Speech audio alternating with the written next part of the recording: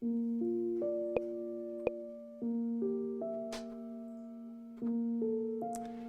night stream. Hopefully a peaceful one.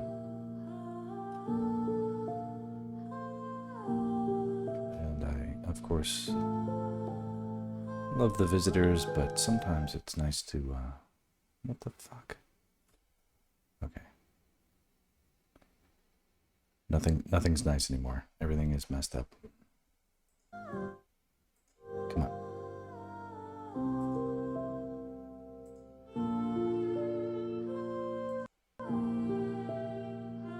Okay, hopefully music coming through. Jesus Christ.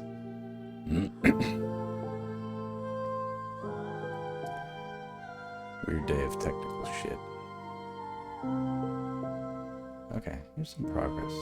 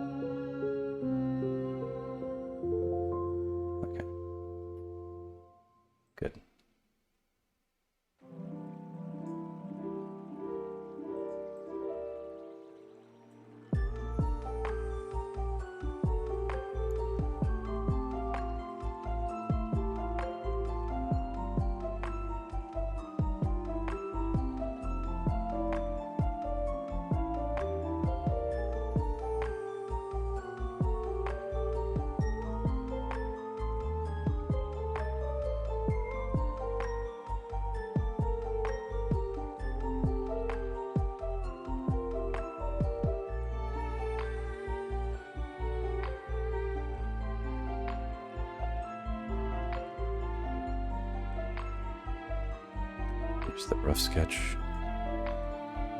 And it's here too if we ever need it.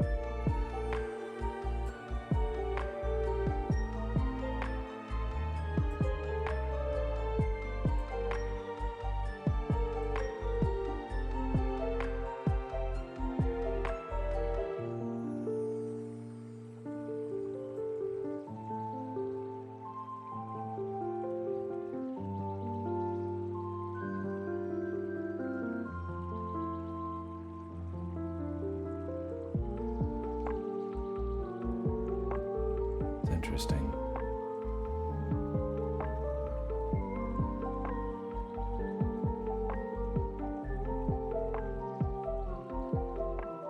The light reflecting off the head here gives a sense that the surface of it is like a polished cue ball of sorts. It's a little interesting.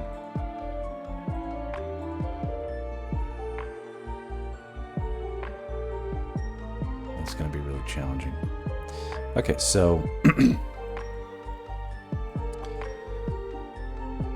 yeah, we had some interesting technical pushes today. Tried streaming on YouTube. First time, that was interesting. It worked fine. It's not like anybody really looked at it, but it was, you know, it's a successful dry run of sorts. I did that at the other system, which I don't like working on anymore. I need to figure out a way to make that a little more serious.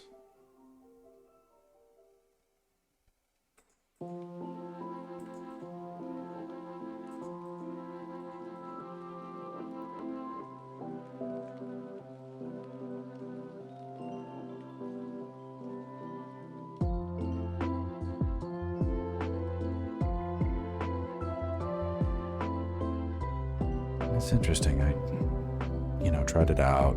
Because right now what I'm doing is I'm streaming here, then downloading VODs, then uploading to YouTube. And I was like, okay, well, if I just stream on YouTube, will it save me a step?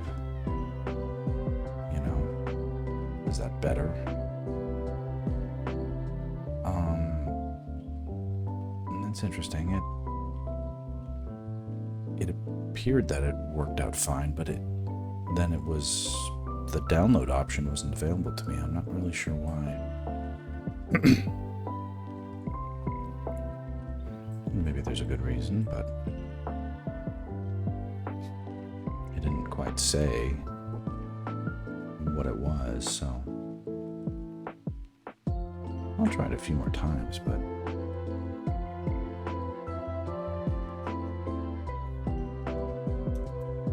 that was a little disconcerting.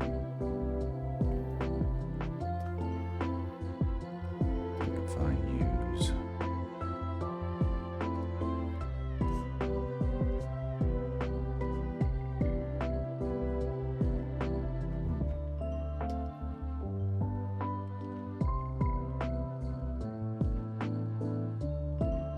feels a little chunky.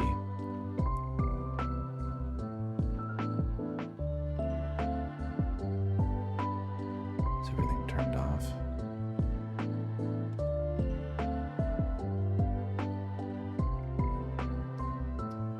Do you see here?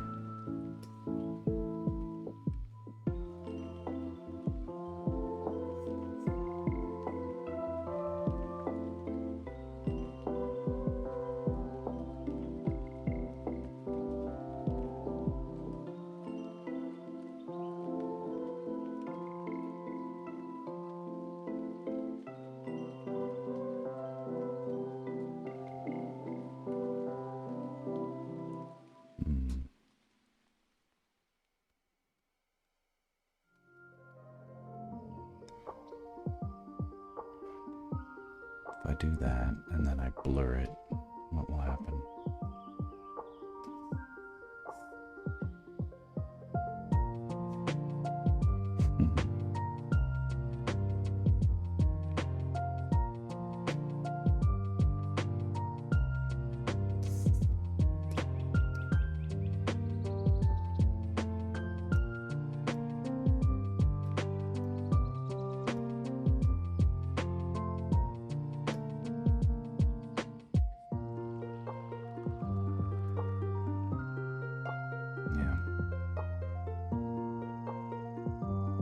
I don't like doing texture that way.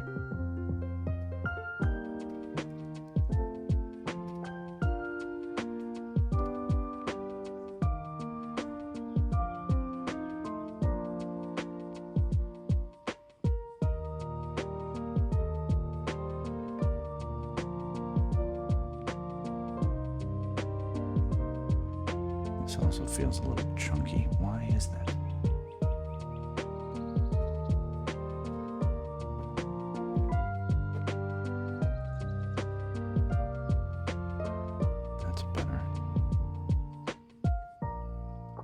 Is it the pen?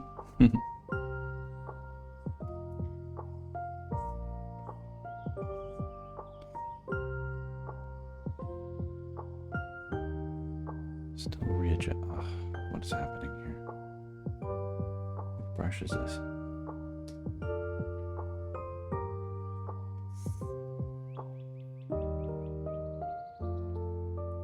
This one I was using.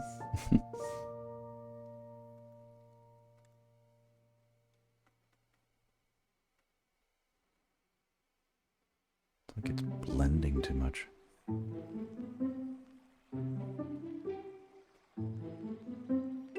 That's too saturated. Even I can tell. Let's try something else.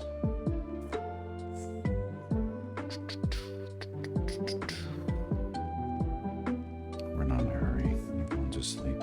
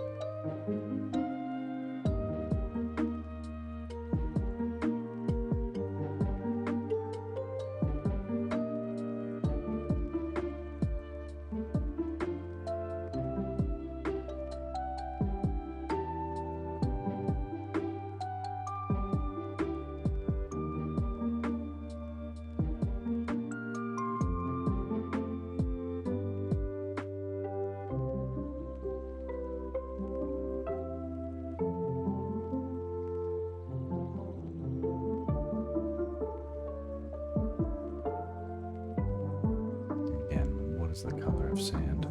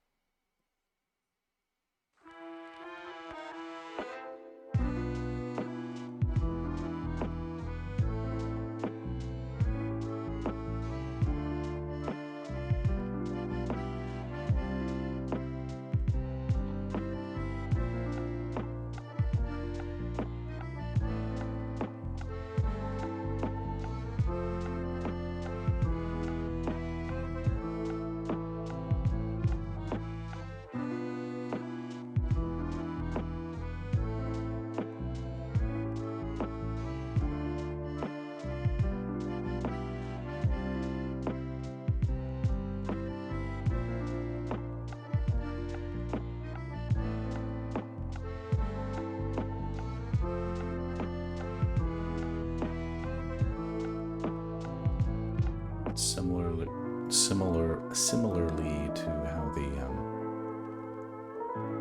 concentrating the effect of the blue light, reflecting more towards the center. That's apparent here on the structure.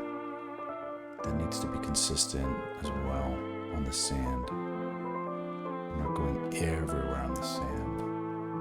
It's biased. It needs to be concentrated.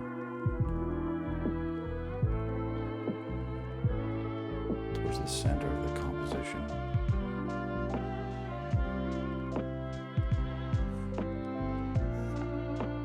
We can.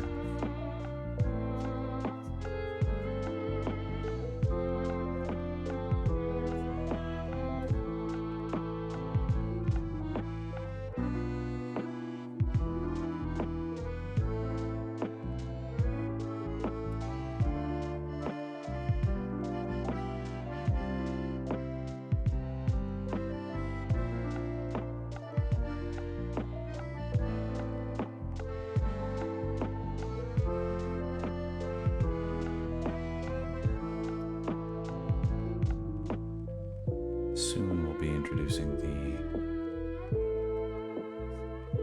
sunlight coming in a powerful shaft, but we don't think about that now. We're agnostic to it.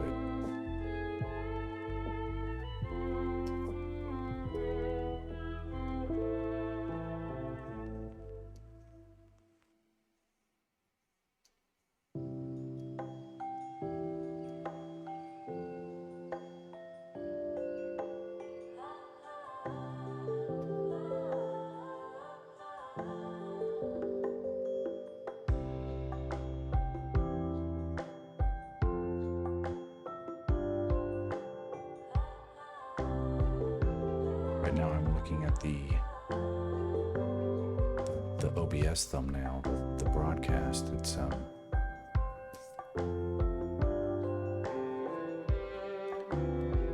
funny.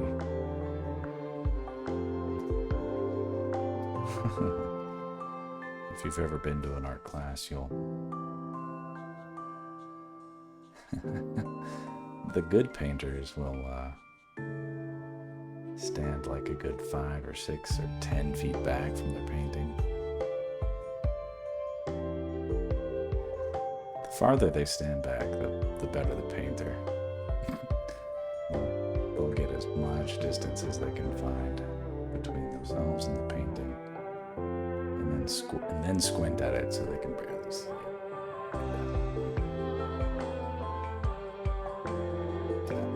They won't move until they see something that they can do. And then they'll charge up to it and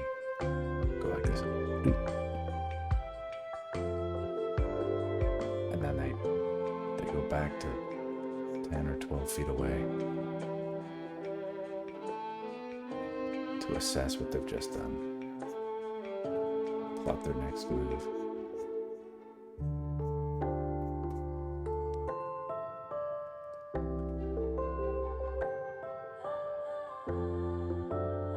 And this is a disaster because there's so much these things, the ground lines.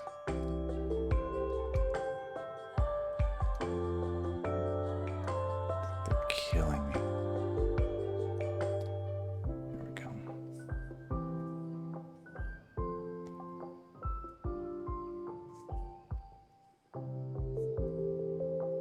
I mean, there's been a big battle here. There should be a lot of turbulence, but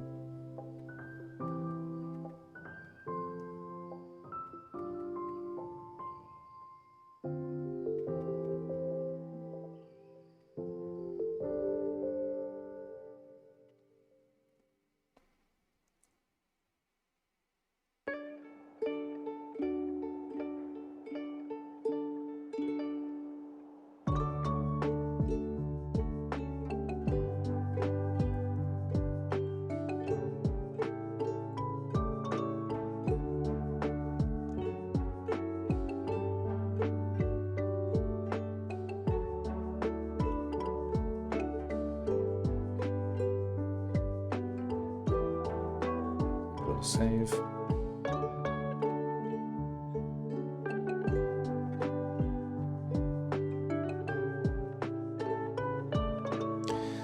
I think that's as bright as the sand should get in relation to the blue light is kicking it up, and there's too much turmoil, too much detail happening.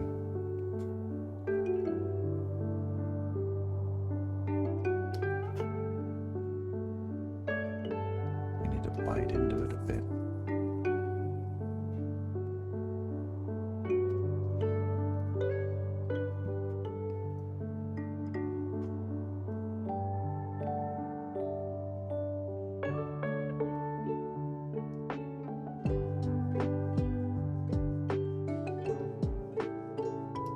Can't forget the hierarchy. It needs to.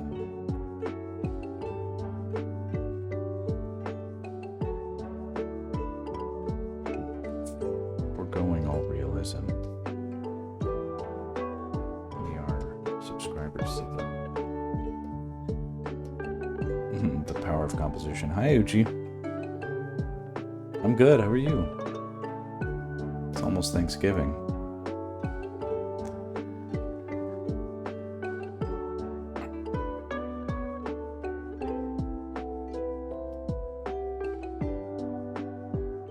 It's gonna be a let's see here. I'm not gonna keep streaming much longer, but then I'm gonna get up in a few hours to put my turkey in the oven, and then I'll probably keep streaming once it's in. So be a little. We'll see how far we go tonight. Right now, I'm just messing around. Feels like I change faces every stream. That's because I do. That's because I do.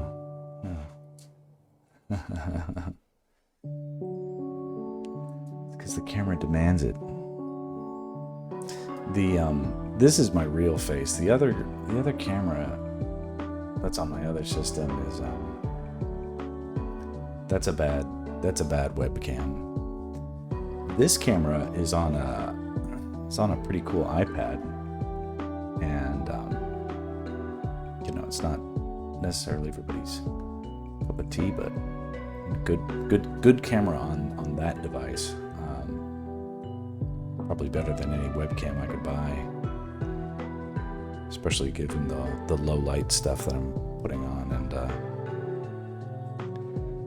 it's either that or for a while I was using my cell phone as a camera, and that is a good camera too. So it's interesting. There are better options than a shitty webcam, but the one that's on my other system is it's just like the built-in webcam for the Mac, and it's so shitty, making look a little bit younger. Of course I am. I'm like Benjamin Button here.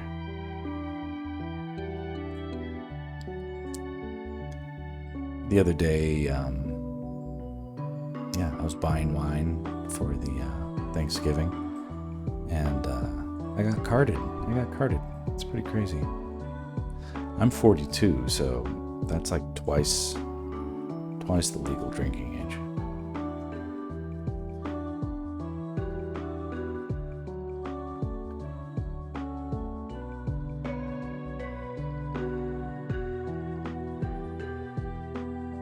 It's now. What is Thanksgiving about? I never understood it. So Thanksgiving, it's a strictly American holiday. So from what I understand, when America was founded, there was a repudiation of a lot of essentially the government wanted to wanted to honor the fact that holidays were needed, but that also that we didn't want any of the British holidays that we could avoid, which were there plenty of.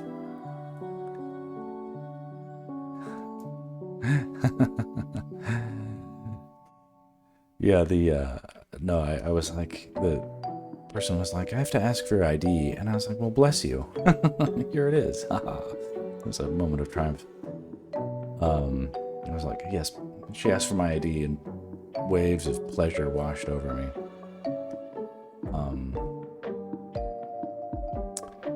Thanksgiving is a holiday that is important because it's an early American holiday. Early on in America, we disavowed old British holidays, and in fact, because we were sort of a Protestant nation at the time, we were also very against a lot of established feast days and saints days, and a lot of that stuff didn't really have much pull. So Thanksgiving was something that felt like it honored the Protestant tradition of sort of humbly,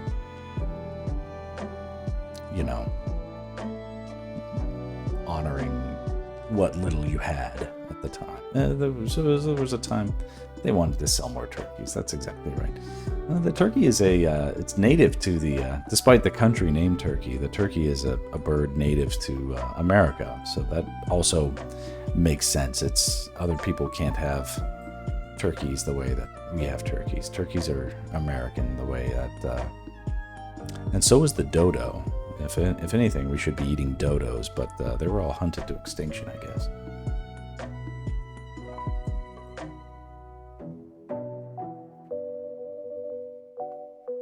I'm talking about America broadly. I don't think there were a lot of dodos in Southern California, but there were definitely some dodos probably in the East Coast or in the Bahamas or something like that.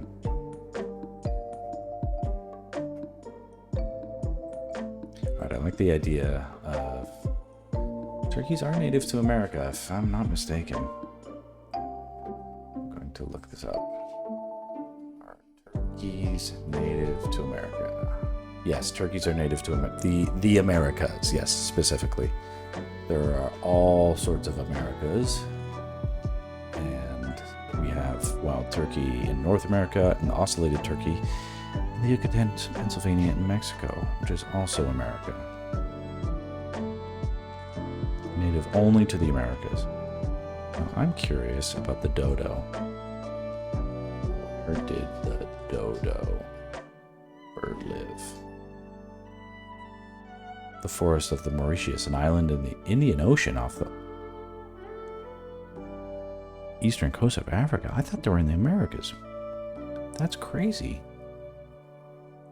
I didn't know the dodos were in Africa. That's great. Or Indian Ocean.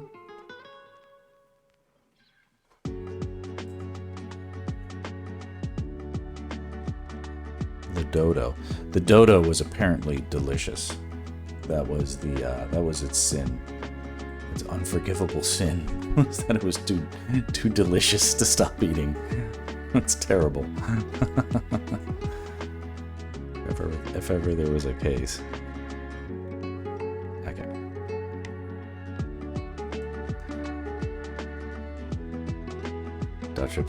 The Dutch are always to blame. Always to blame. Okay, so here we've sort of unified the scene a little bit with like the ambient blue light. And what happens when we do that is we feel that like even more emphasis, just one more round is needed. And I'm feeling that too. One thing I'm noticing is like this arm sort of looks like jacked here, but scrawny here. And I'm wondering if there's something I can do about that. Oh, you can't see what I'm doing here.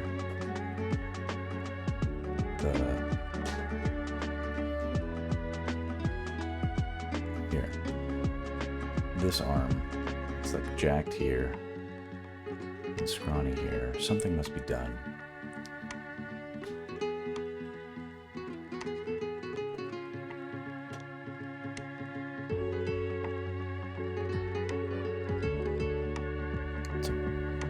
Fix this now? How do I fix it? I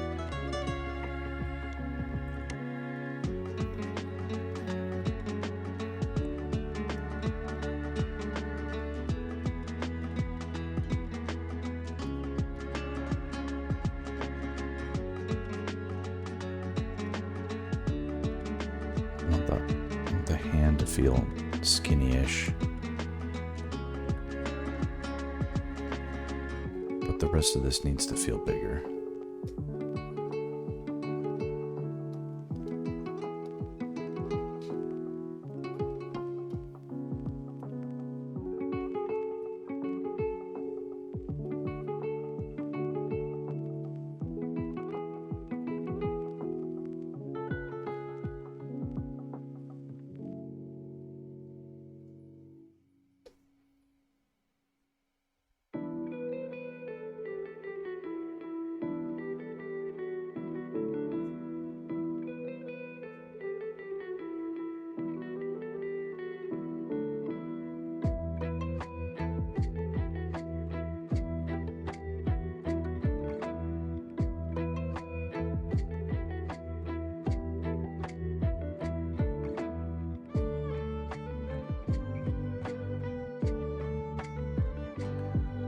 Kind of trying out a new playlist.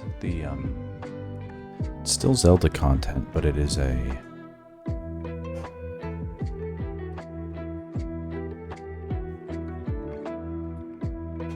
different album. Feels like it's like still by Game Chops. Hyrule Cafe, Zelda Lo-Fi. Anyway, it's pretty good. It feels pretty 2023, so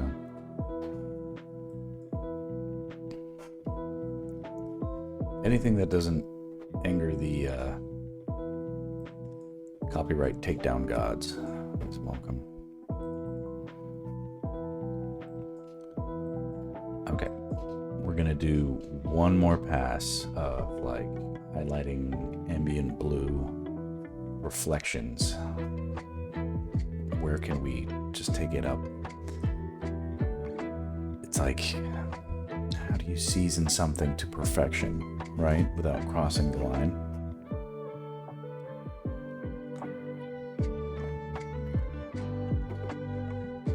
And it's like, okay, we've dumped in a bunch of salt and we tasted it. We're like, okay, the same amount of salt again is too much, but maybe half as much. So you put in half as much and they taste it. And it's like, okay, needs again a little bit more, but definitely not the same amount we just put in.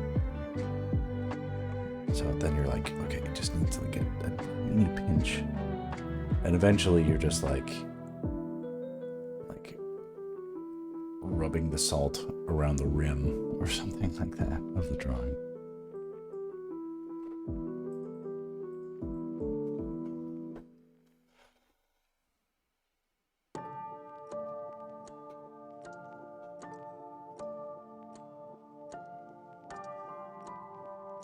It's kind of like a similar thing, whereas normally I would move boldly with like adding a bunch of light to something like that. Here,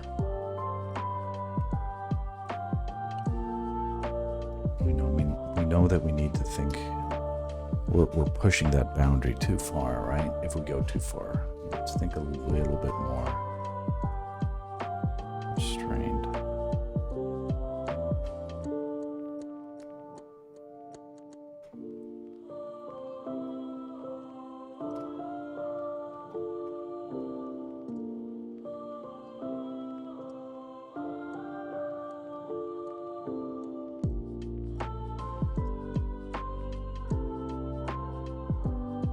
Distance. You can barely make it out.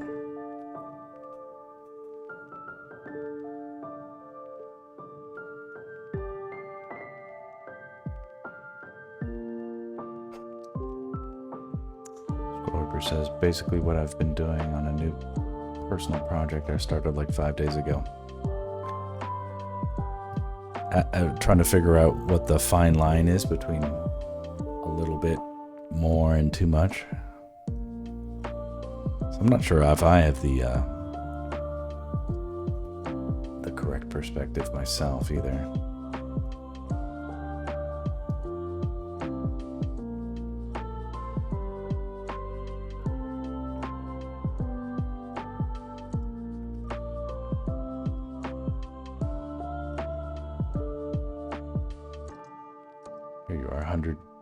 Let's see, I started a character design and told myself, be quick, the ultimate goal is animating a program so the studio knows you can use the program. Here I am, 100 decisions later, still designing her. Yeah. Well, I mean, you give a shit, so that's also good.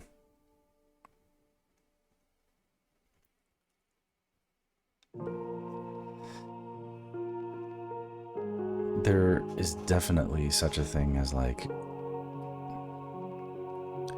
over-rendered, and I may be going there right now with this stuff. You know, I don't want to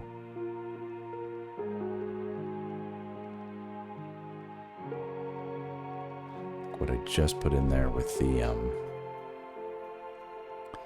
highlight probably was too much, but you know, unlike a dish, unlike mashed potatoes, for instance, where you add too much salt and you simply cannot take away if you've gone too far. We are doing this stuff digitally, which means, I mean, even in a painting, you can correct it. It's not always fun to make corrections. It can be painfully tedious sometimes to undo hard work, but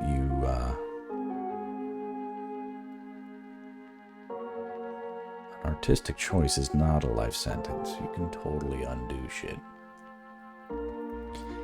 Yes, I'm starting to tell myself just to make it good. Don't worry too much about perfect decisions. Worry about the feeling is your barbarian has broad enough. For a while I was trying to make a dragon armor the goal. Oh, interesting.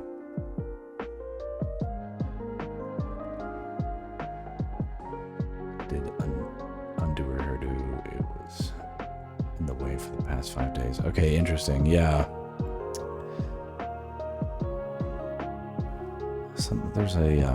There's a phrase, you have to kill your darlings. Command Z. Now everything's starting to fall into place. Yeah.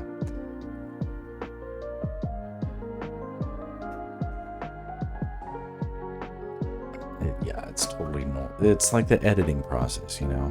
It's like, it's not fun to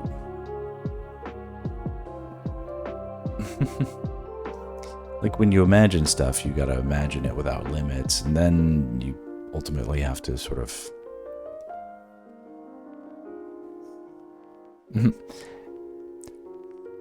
I think if you applied, like, if there was like a $sign or something like that attached to each thing, it would be easier to make judgment calls about like what stays and what goes.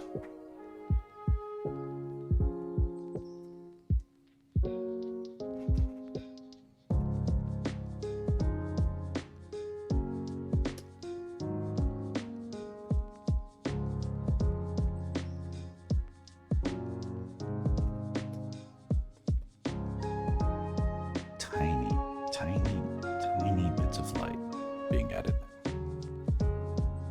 I can tell it's all making such a big difference.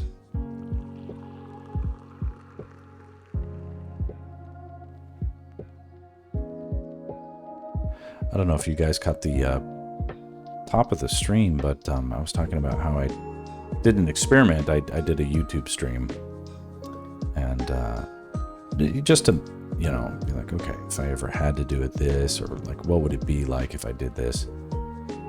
And it seemed to work. It's not like anybody watched it or paid attention to it, but it was cool to see how it goes. I'm gonna try a couple things, nothing major, but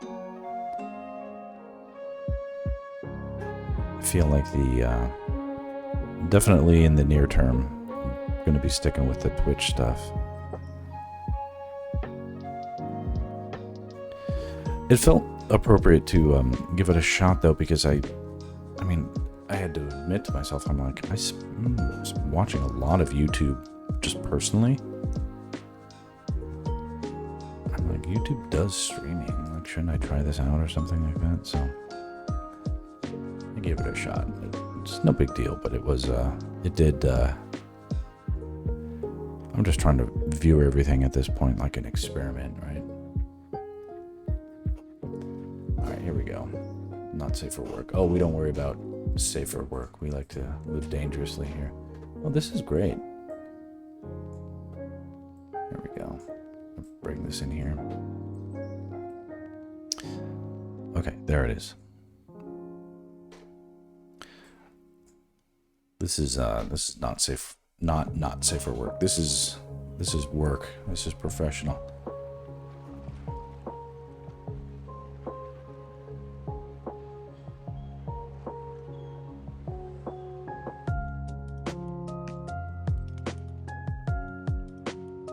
I like the fun expression. And everything else. It was supposed to be dragon armor, you were saying? Is that the were you getting hung up on that? Iffy about going this sexy with a portfolio piece. A lot of stuff in video games, so much stuff is purposefully sexy. I don't think that's bad at all.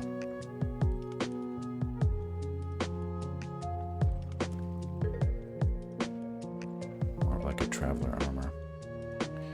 I'll tell you something. The for this sort of she has this sort of exaggerated yet relaxed pose. She feels very balanced. Like, this isn't something where it's like, if done very badly, like she would look like she's about to fall over. I don't quite get that at all. Like, especially like you've done a good job of like this feels heavy. It feels like it helps support her weight. It feels like the masses of her body is distributed well enough where it's like, even though she has a big head, that the you know, she a bit thick here, so she's got you know, this is looking good.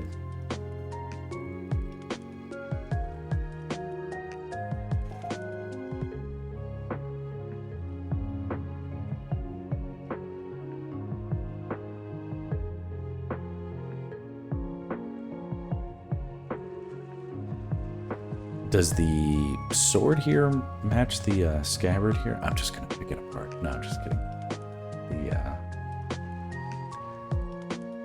This is cool. And then what's fun is that you did a good job making them both good, as opposed to like one being clearly better than the other. Because it's like, I really like this hairstyle, but this also works really well.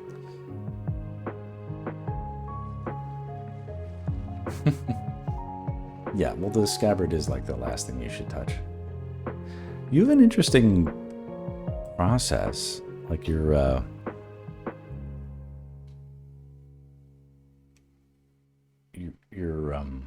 kind of just like going straight into color comp.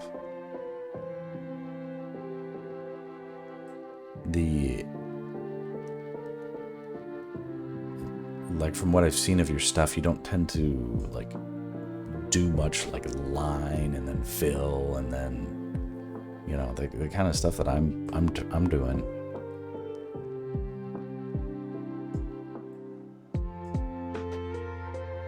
lines, then fill, and then, you know, lighting it up. Yeah, I thought that looked pretty good, huh? Bring it on back. Bring it on back. Oof. There we go. One more round of applause. It takes courage. It takes courage. It takes courage to put your art on my stream, to deem yourself worthy of judgment. No, that's right. I dig the sex appeal, and like, if you went like further with it, I could see that being like maybe an issue, but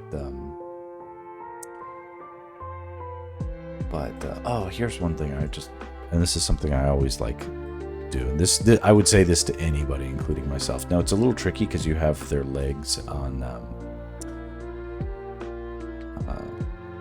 in a kind of perspective,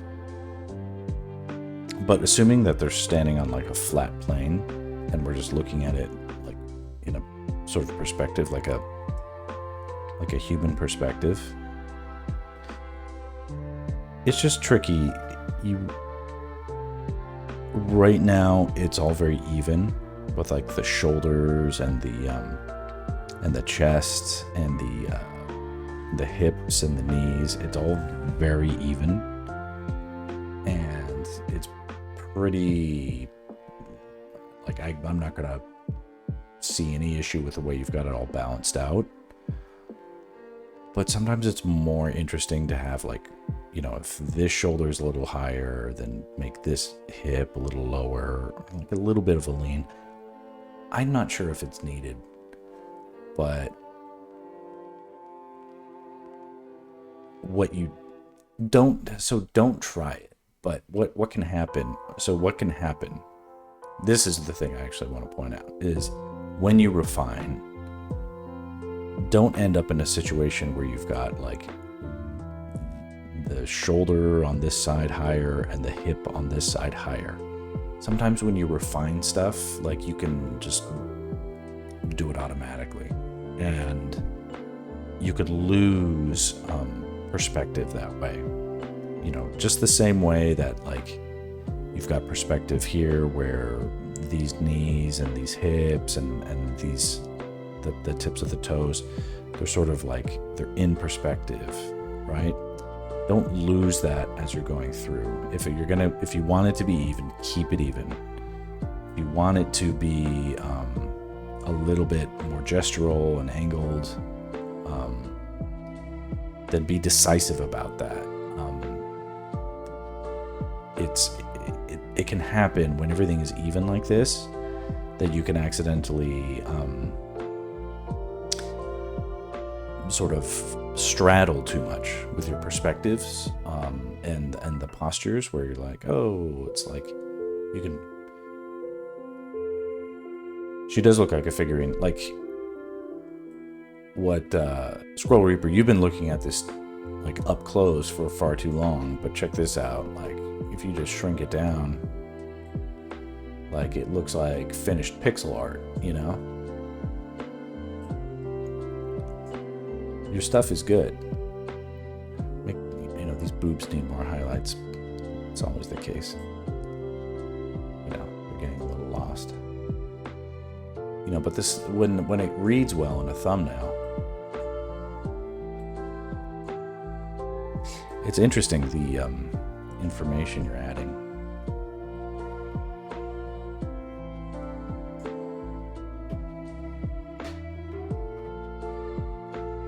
Where did it go?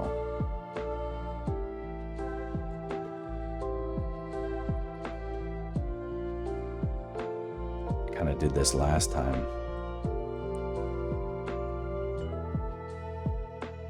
You know.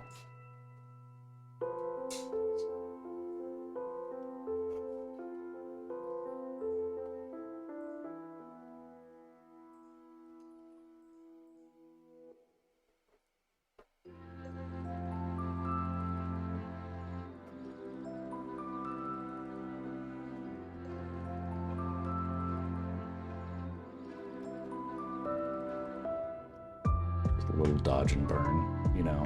You're like done, man.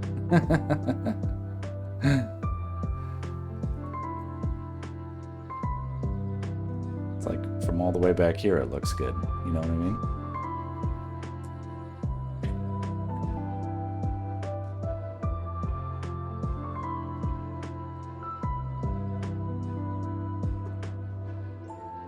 It's good.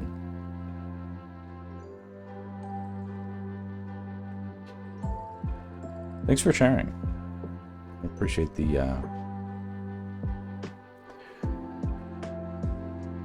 we need a little bit of the sex appeal to break up the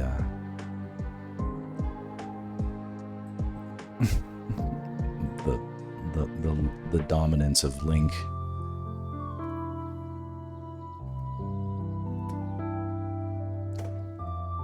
I'm sure Link is sexy in a way. Yeah, it's extremely it's very good.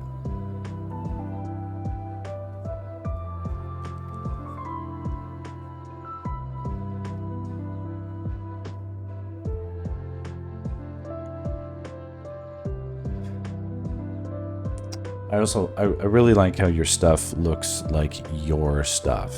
Like it, I mean, maybe it's because I've seen it multiple times at this point, but the your approach is distinctive and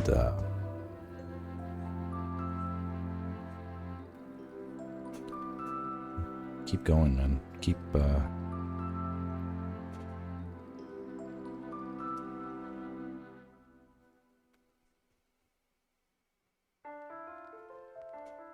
keep going, and then when you feel like you're about to overtake me, stop. Cease. Cease immediately. Do not overtake the master.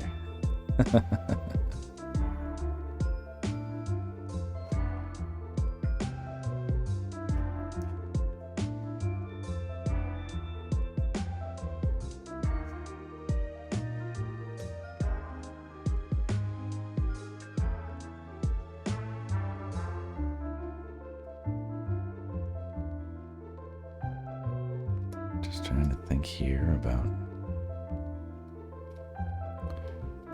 where, if any.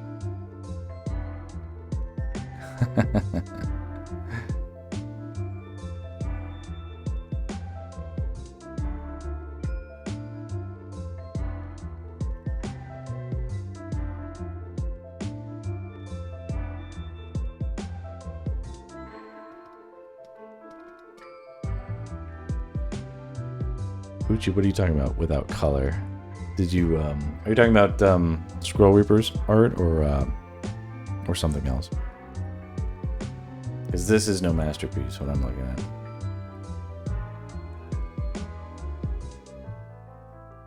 No, the bottom right. Oh yeah. Yeah, this is the original thumbnail.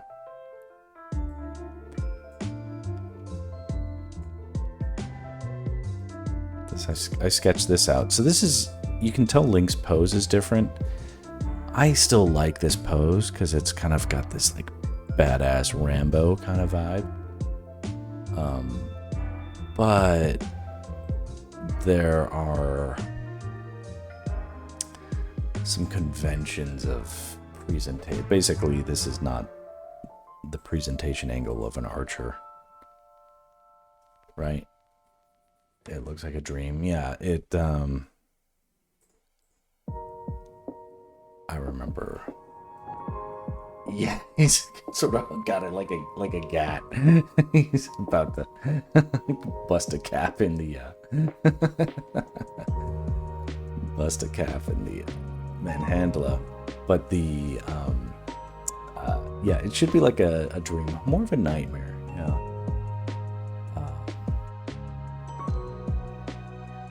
It's funny, I was so drunk when I drew that sketch. It was about this time last year I sketched that out. I remember drawing this and being like, oh man, this one's kind of rad. This would be cool if we ever, got to see this in in a Zelda movie or something like that. So the thumbnail is it's our sort of like North Star. It's like our mythical map to the promised land.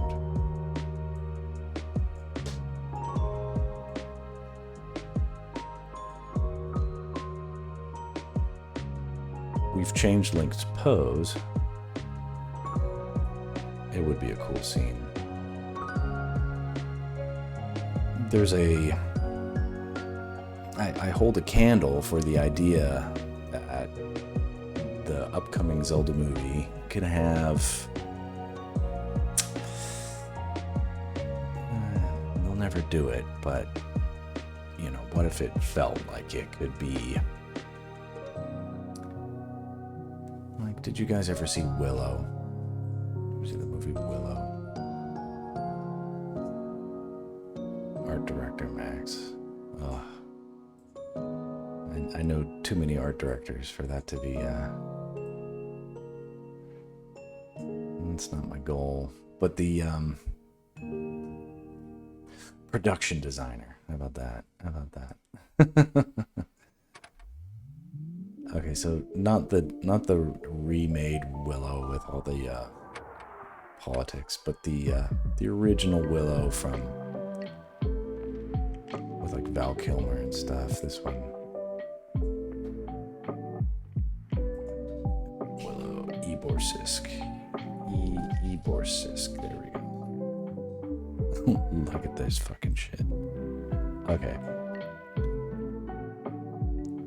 This is the kind of fucking shit that...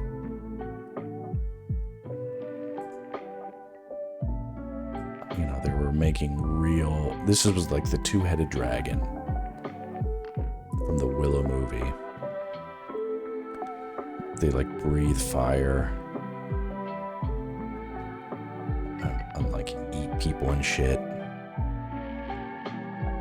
remember thinking like, ooh, I saw this in theaters when I was like 5 years old. It like fucked me up.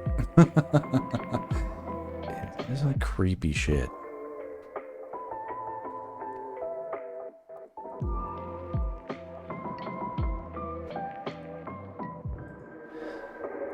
Okay, here we go. Yeah, look at this.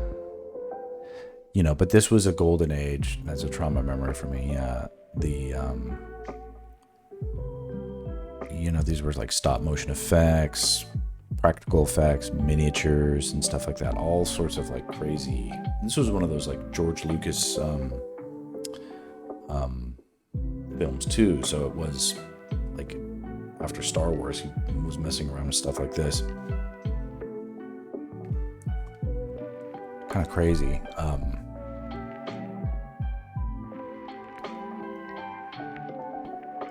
But like that is the kind of vibe I'm trying to bring to this, is that kind of like crazy, like what is that? I'm like gonna shit my pants. That shit is so scary. Like I want it to be like that. Channeling that vibe into like Zelda type designs is what I'm trying to do here, where like it's like if Link waits too long, he's gonna fucking get eaten by this thing, and yet he's patient even as it's like overtaking his boot. You know, I'm gonna add it so that like some of these root hairs are like getting wrapped around his boots, you know. It's like the moment. What is the name of the movie again? It's Willow. Willow. The Eborsisk it's only in the movie for like a minute, which is crazy because it's like so traumatizing. But it's like a double-headed dragon of death or something like that. It's a giant dragon. It's not even like a real dragon because it doesn't even have wings, right? But it breathes fire. Here's a fun bit of trivia. The Eborsisk, that was a the name is a play on the names of Siskel and Ebert. Eborsisk. there were the two film critics that were really sort of prominent in the 80s and 90s. So they were the people who were like, oh, I give it 2 thumbs up, or oh, 2 thumbs down, or whatever. Iborsisk was a sort of joke that the Willow movie creators sort of played, where they're like, okay, there's the 2 film critics that are always together. We'll make a double-headed dragon called the Iborsisk.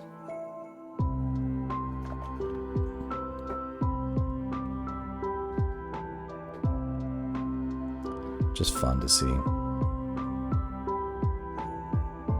All right, so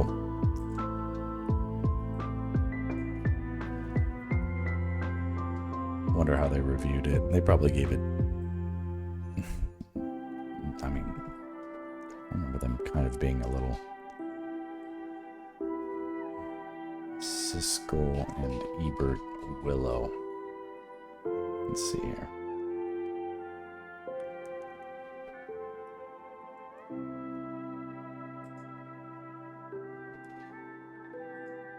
Willow movie. 2.5 stars.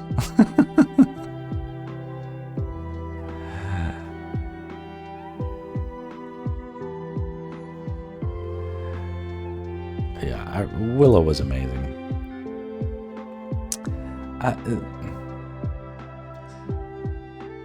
Yeah, this is funny stuff.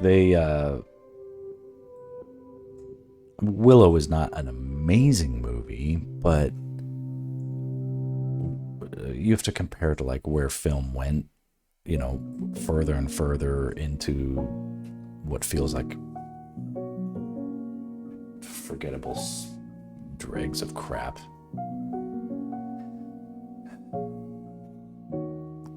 Yeah, I don't know if they ever like fully acknowledged that they weren't the gods of I just love the idea of like criticizing the critics, and because anybody can be a critic, Oh, you have an opinion. Well, who gives a shit? You can do it better. Go ahead, give it a shot. It's like the movie Gaslight is a classic, but when I watched it, it was so slow and boring. But I have to realize for the time it was doing some new things. Totally.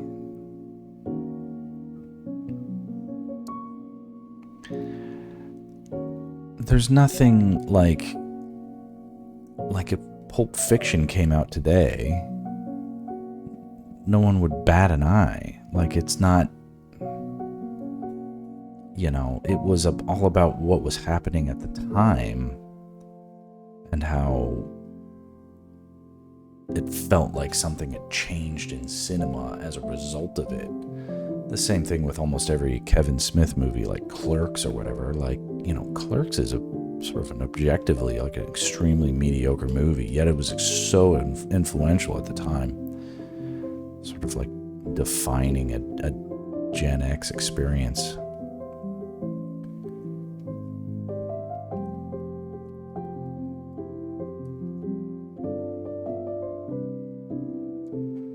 And there's so many examples of things like that.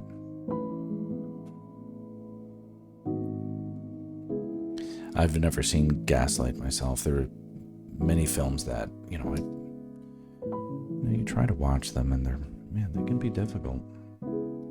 It's like spinach, it's good for you, but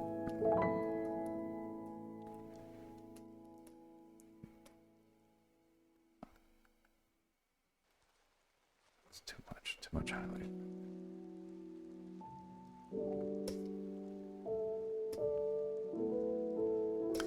Link is almost on the verge of looking like greasy and sweaty, so I'm gonna say that he can stop looking that way. But a lot of 80s movies really had that sort of look.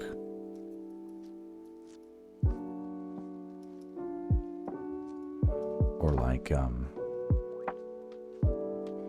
old westerns.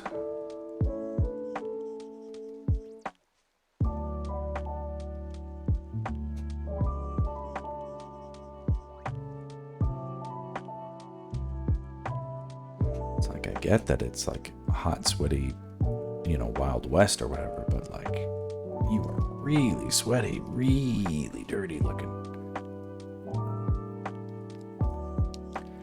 But stuff looks great. So what's going to happen? I might do a little bit of starting on this right now because why not? I don't care. Stream is going well, but the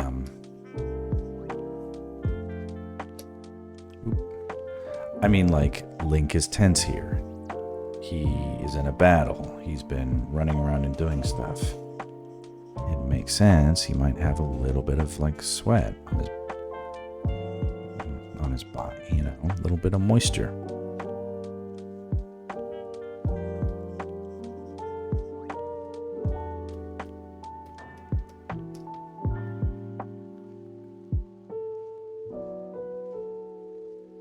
You need all these tiny little details sometimes.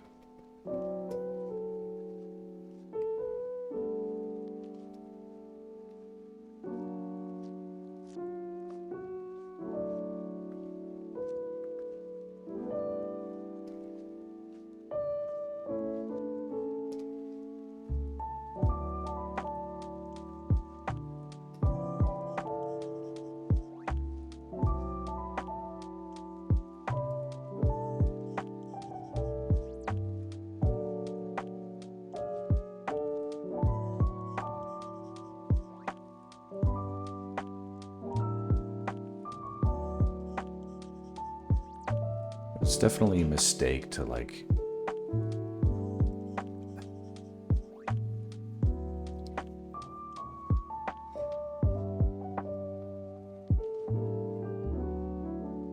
that's not necessarily a mistake. You know, if you have the imagination and you can see the potential of something and then how it didn't live up to it, it's very tempting to judge it against that potential. But I do think that's a mistake.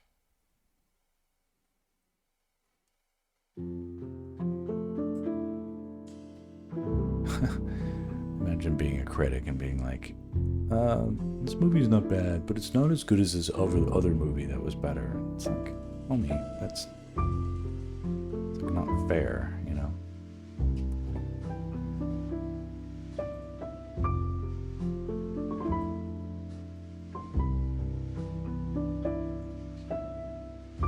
Okay. Do a little bit more.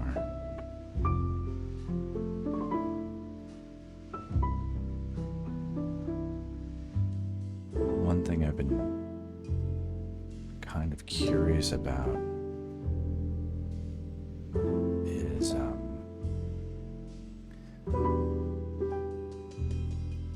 you know, this process is has a lot to do with sort of thinking about photography.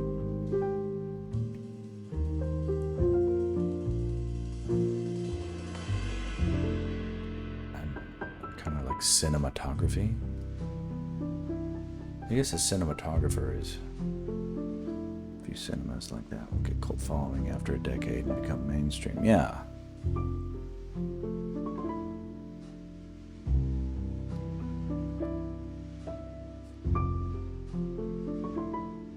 I mean, it feels like Pulp Fiction and Clerks, two movies I just mentioned, were both sort of indie classics that made it big, right? David Ayer said something like, "It's hard to write a bad movie. It's even harder to write a good movie. It's extremely difficult to write a great movie."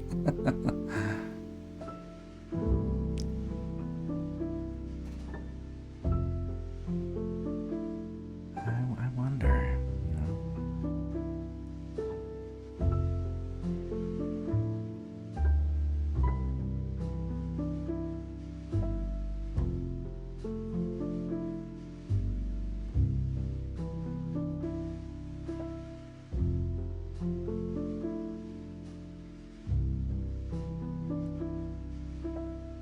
Interesting. It's like This is starting to look so bright right now.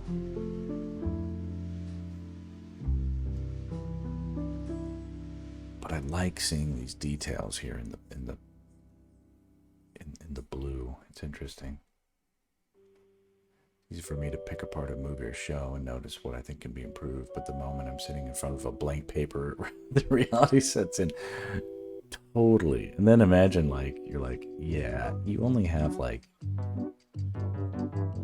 you know, it's like, even if you have a healthy budget, sometimes you only have, like, limited time to execute something, right?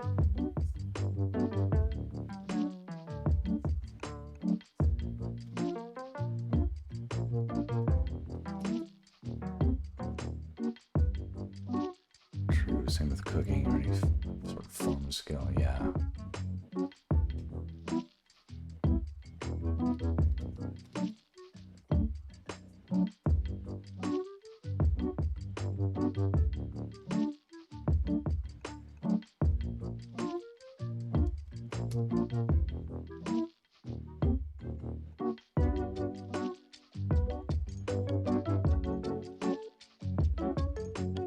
It's interesting. It's like, at what age do you realize it's like, oh, someone was making creative decisions and they could have done otherwise here?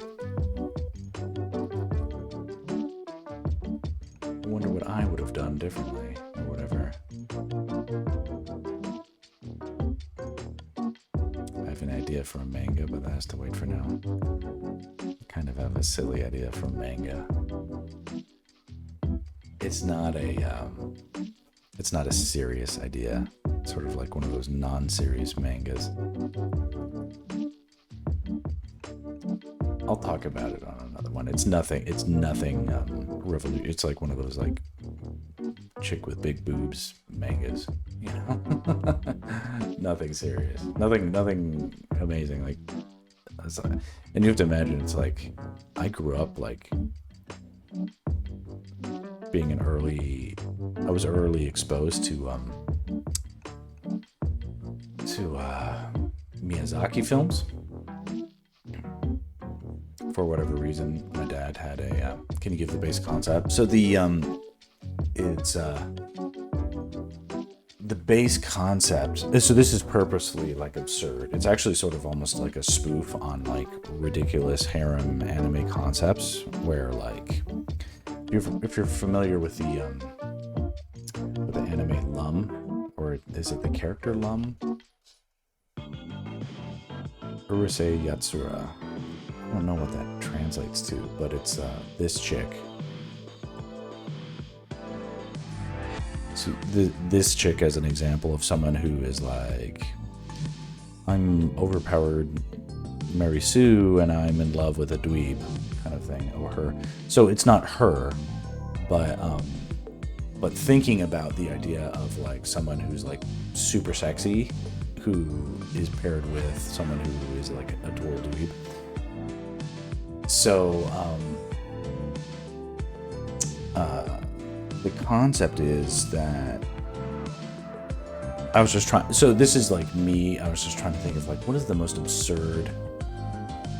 She is on the fan art list. I haven't seen the show.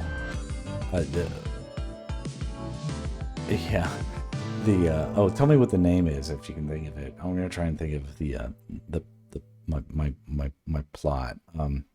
Basically, what happens is, in the future, there is a.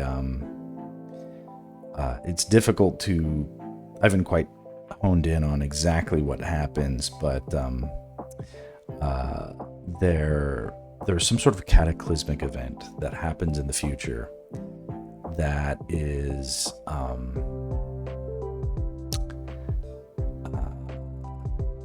some sort of cataclysmic event happens, and humanity, in a desperate bid to save itself, needs to send a warning, essentially send a messenger back in time to correct the history of events, so that the cataclysmic event doesn't happen. And it's a little bit tricky. So kind of like 12 Monkeys, they're not exactly sure where or when or how or specifics to do this, but it's sort of a Hail Mary pass.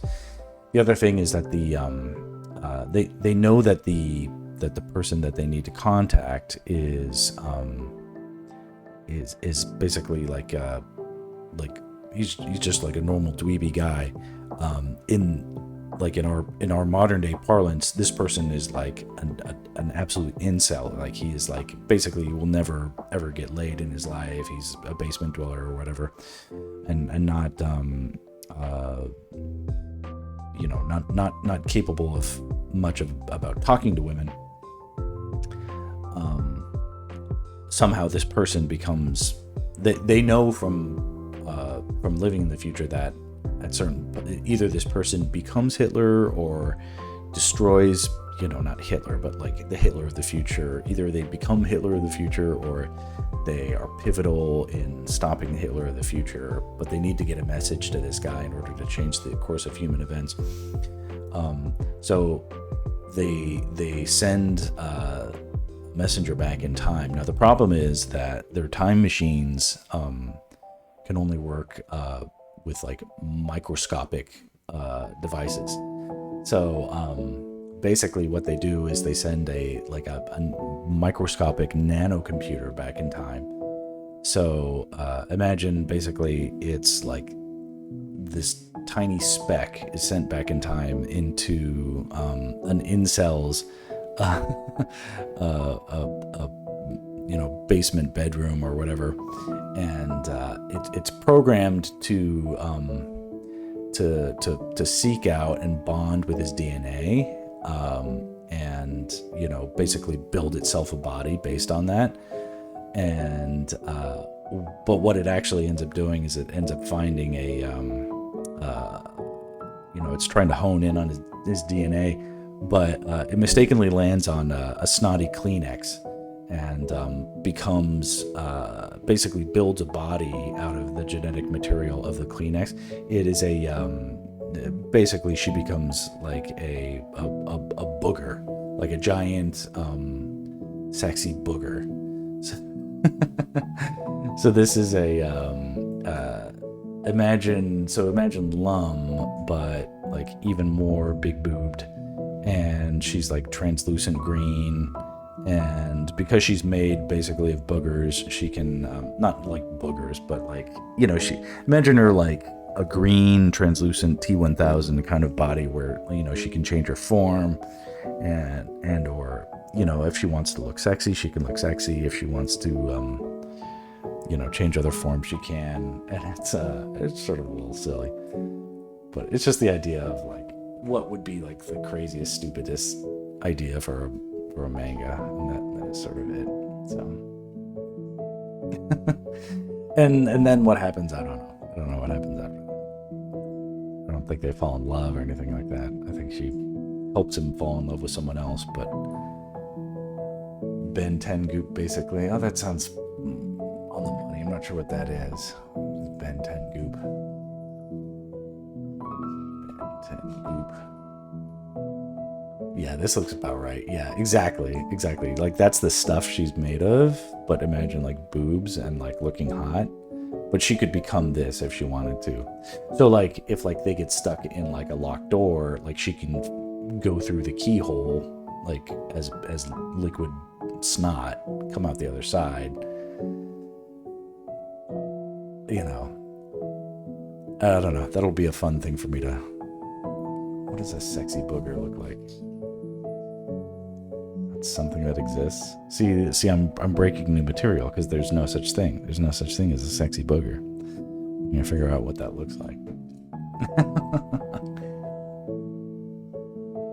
That's how you know you've got an original idea. You Google it, and there's nothing there.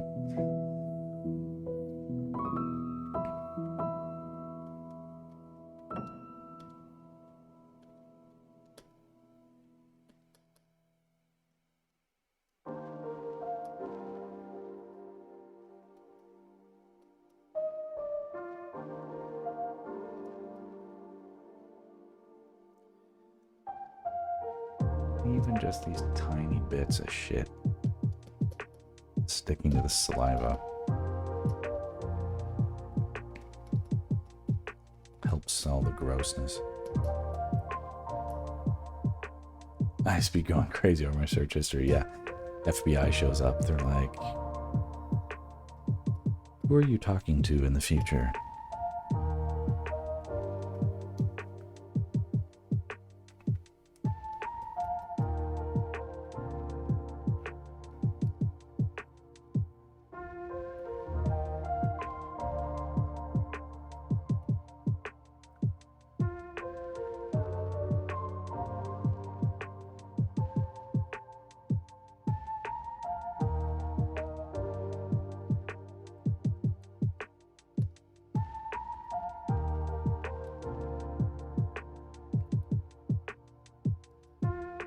The are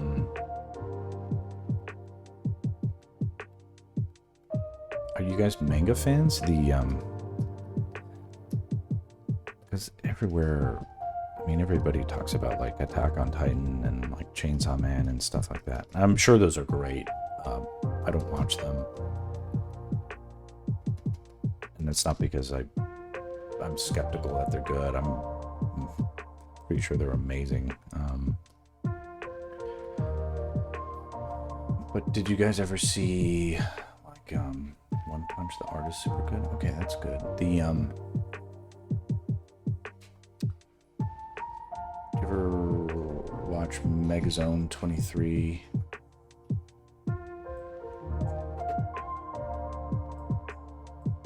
Megazone 23 Part 2.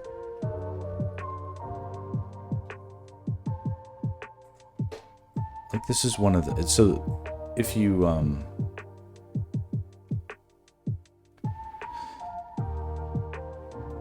so Megazone 23 Part 2 is it's kind of like a mindfuck kind of show. This is a good one to check out because there is like some like boobs and stuff in it. I mean, you know, to everybody's extent to which you are you know, I would say it's definitely like a rated R anime. But the creators of The Matrix, the Wachowski siblings, they referenced this as a big inspiration for the idea for The Matrix. Basically, it's a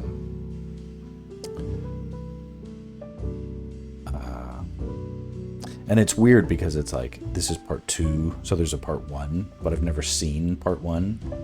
I don't know why I only ever saw part 2, but like part 2 is basically like where they figure out they're in the Matrix. And it's basically a standalone. Like the art style in part 2 is completely different from part 1. Part 1 is almost like an alternate universe or timeline. Part 2, they look like this. It's a different production company altogether. Essentially it's like Akira meets the Matrix, because it's a bike gang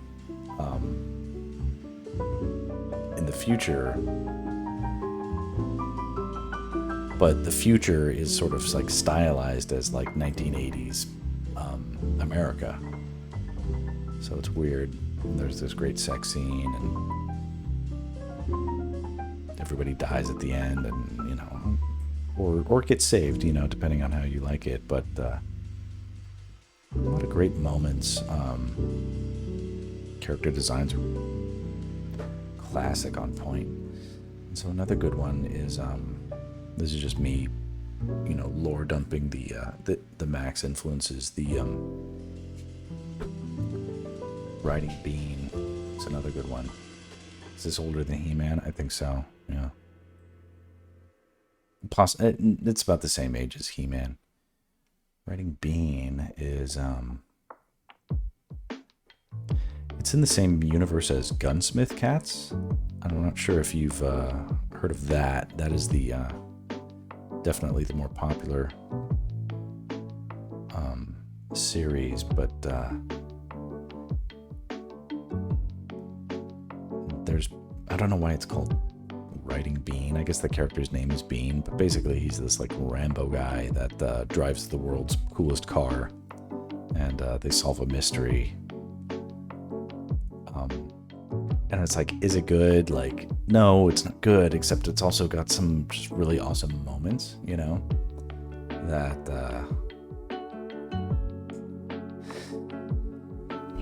like this stuff like sort of wormed its way into my psyche, and now I have to resist the urge to draw people getting their heads blown off and stuff. Anytime. Or it's like when I draw like dynamic angles and stuff like that.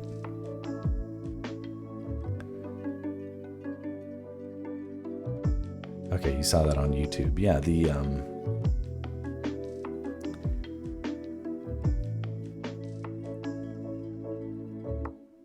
it's like there are parts that are amazing, and then there are parts that are like, ugh, that didn't age well.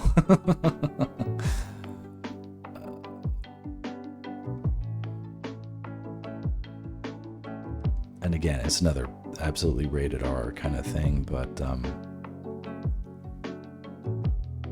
don't know what it was, but my dad would come home from the video store, and he would rent all the anime he could get. I wasn't exactly sure what was going on in his mind, but he had a copy of Lum, the Urusei Yatsura. Like, I still have like his American translated version from like the 80s, like 1986 or whatever. Yeah, definitely. Near Automata 1. Okay, I like that. Okay, I like the idea of being recommended things. This is good. Okay, I'll check that out. So if nothing else, you can find Megazone 23 on Tubi, which Tubi.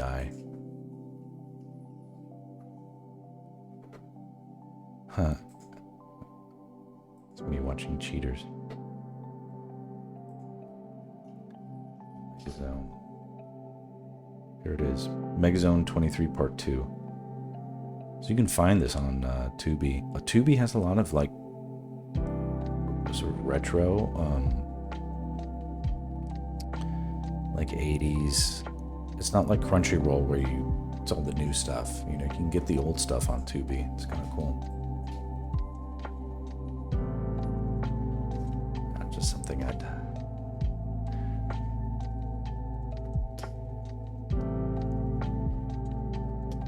putting it out there as a recommend. That's the reality for old Maxie. I'm here. I'm exorcising the demons of my childhood. This kind of shit.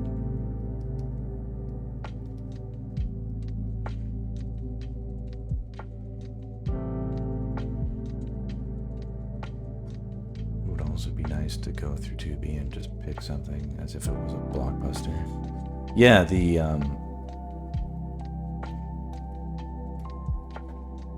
something about Tubi having such a eclectic. What Tubi feels like to me is like it's an old video store where it's like you're not gonna find the latest. You're never gonna find anything with like Dwayne Johnson, The Rock, or Tom Holland. There's never going to be a Marvel movie on Tubi. Tubi is where you can find, exactly, picking things up based on their cover art.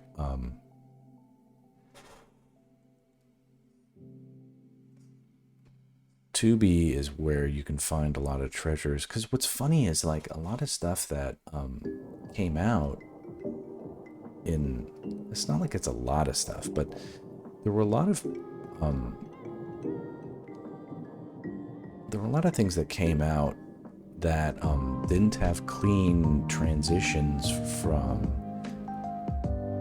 in terms of like distribution rights, from movie to VHS to DVD to Blu-ray to streaming. Like a lot of things were made, but like they never were sort of like part of the whole translation into like giant catalogs that get bartered and swapped and are highly sought after for putting on like Netflix or something like that. Like they're sort of like standalone movies or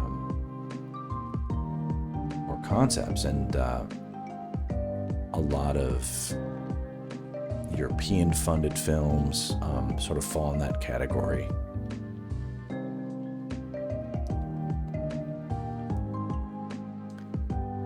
David's Goliath Rock is more character than The Rock. Well, I hate The Rock as a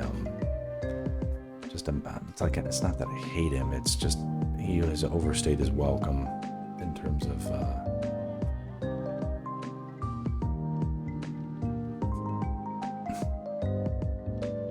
sort of,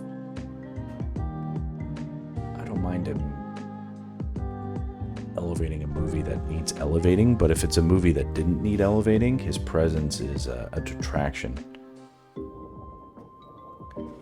And I want overall, like, I want to see a lot less of Dwayne Johnson as like the go-to guy for, hey, let's make this look good again, or I don't know.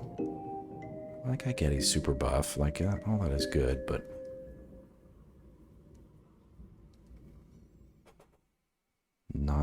not interesting to me anymore.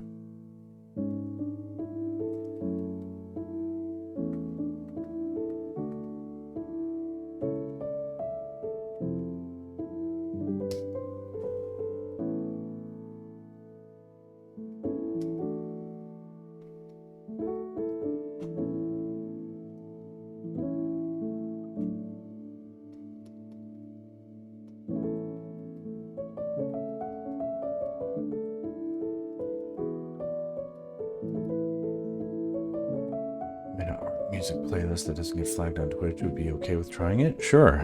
Especially since this thing has ran out. I'm not, no guarantees. Everything's subject to my personal taste. If it doesn't feel like I can draw to it, then it's definitely not good. But, how would you send me something?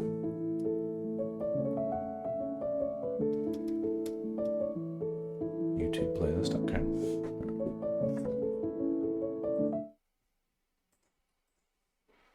I like this. Fun involvement. Oh, good, okay. I see some Zelda stuff in here. Here, we'll just play all.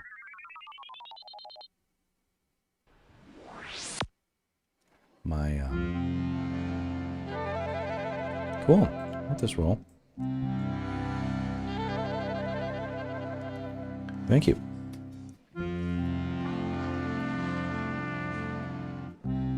Bookmark this.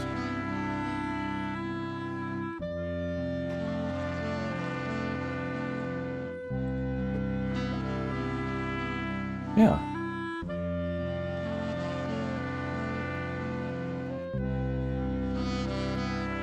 I mean, God knows I've been abusing the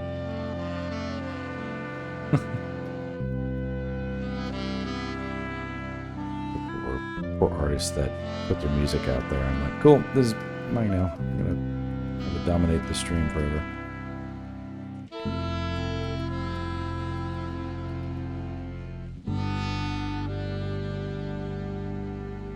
This will be a tricky thing to render all these sort of spaghetti-like tendrils of stuff. Like right now, I can tell it's too much. It needs to get separated. This will be like super quick to just demonstrate, but it needs to be like decisions need to get made.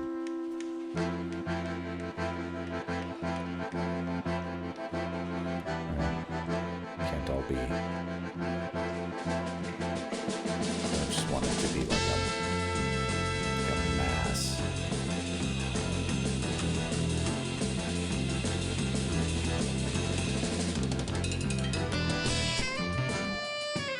But that'll come later. That'll be decisions we make down the road.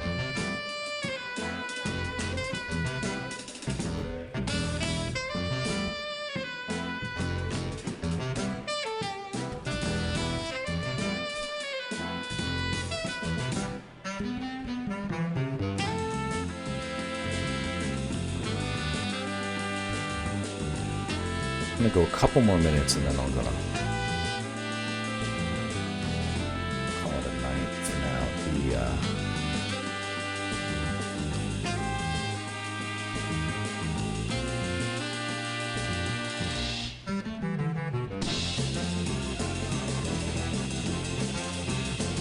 The hour is getting a little bit long.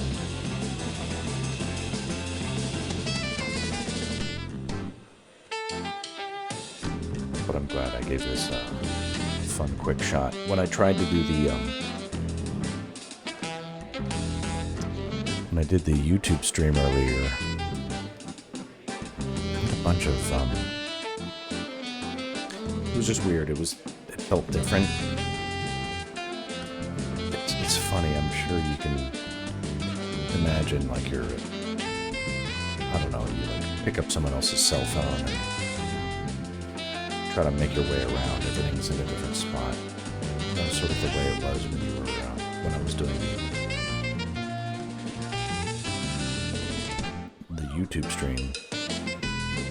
It was similar, but some things were just like weirdly placed, counterintuitively. Really threw me off, and if anything, I felt I embarrassed myself. That's fine. It's not like anybody paid attention to it, but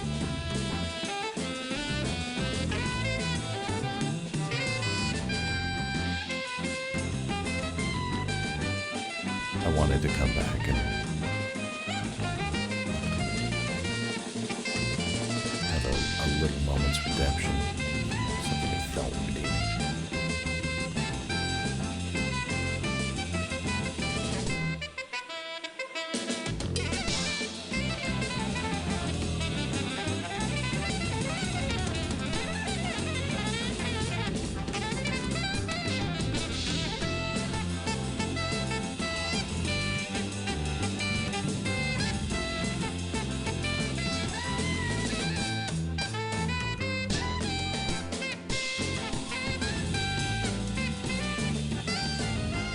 Fun track.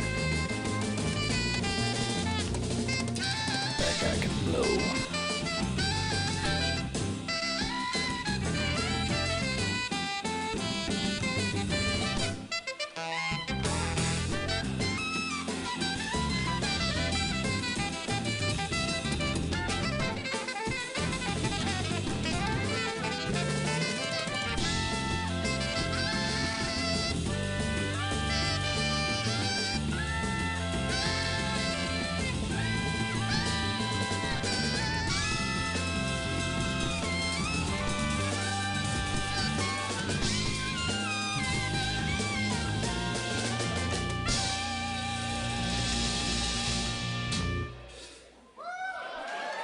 I think I went too far on the head.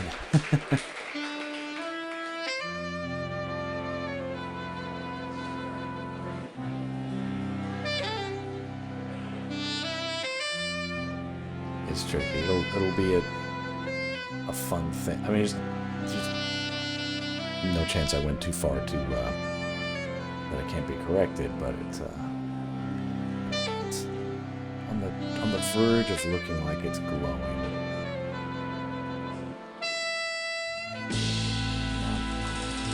Right, but we'll see. It's a good time for me to save it out and call it a stream. There we go. Let's Thank you for the music suggestion. This will be a fun thing to explore a bit. Okay, so if I do this right, I'll probably end up coming back and streaming in just a few hours, because I have to get up early to get the turkey in the oven, and then basically, you know, hang around-ish while it's going on. So I might be back in, everybody should go to sleep, but I'll probably get up at 4 a.m. So that'll be cool for them. Yeah, no, thank you for popping in and keeping me company. This was good. Yeah, this is definitely looking like it's almost glowing too much, but that's something we can adjust for. We don't need to freak out if anything's too weird. At least I have some ideas on how I can correct for that. And for now, I think it's important because it is sort of the focal point of the piece. If we're gonna over-index anywhere, it's got to be there. So that's good. All right, I'm going to let's see. I'll just give it the tired state.